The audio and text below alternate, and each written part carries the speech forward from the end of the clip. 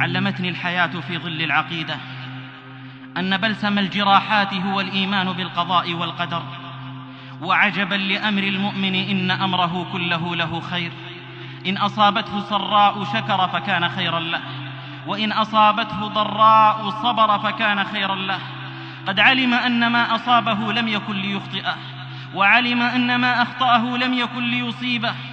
علم أن الأمة لو اجتمعت على أن ينفعوه بشيء لم ينفعوه إلا بشيء قد كتبه الله له، ولو اجتمعت على أن يضروه بشيء لم يضروه إلا بشيء قد كتبه الله عز وجل عليه.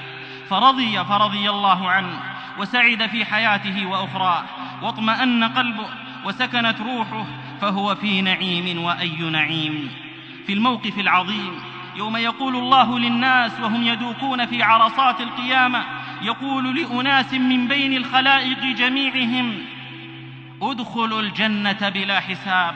فيقولون: يا ربنا ويا مولانا، قد حاسبت الناس وتركتنا. فيقول: قد حاسبتكم في الدنيا، وعزتي وجلالي لا أجمع عليكم مصيبتين، ادخلوا الجنة.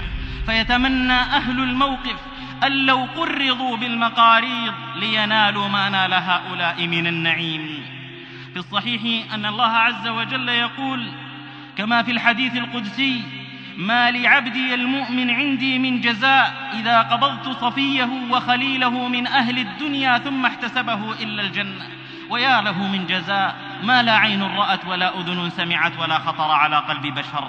وفي الصحيح أن الله عز وجل كما في الحديث القدسي يقول لملائكته: قبضتم ابن عبد المؤمن، قبضتم ثمرة فؤاده وهو أعلم سبحانه وبحمده. فتقول الملائكة: نعم. فيقول: وماذا قال وهو أعلم جل وعلا؟ قالوا: حمدك واسترجع. فيقول الله جل وعلا: ابنوا له بيتا في الجنة وسموه بيت الحمد. وبشر الصابرين الذين إذا أصابتهم مصيبة قالوا: إنا لله وإنا إليه راجعون، أولئك عليهم صلوات من ربهم ورحمة، وأولئك هم المهتدون. فطب نفسا إذا حكم القضاء، ولا تجزع لحوادثة الليالي، فما لحوادث الدنيا بقاء.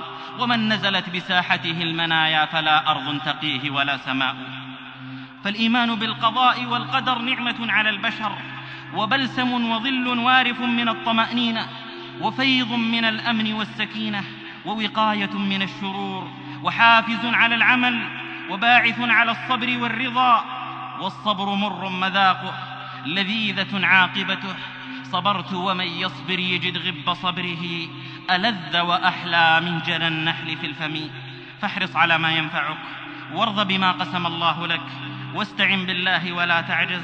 وإن أصابك شيء فلا تقل لو أني فعلت كذا، ولكن قل قدر الله وما شاء فعل. ولست بمدرك ما فات مني بلهف ولا بليت ولا لوني. ولست بمدرك ما فات مني بلهف ولا بليت ولا لوني.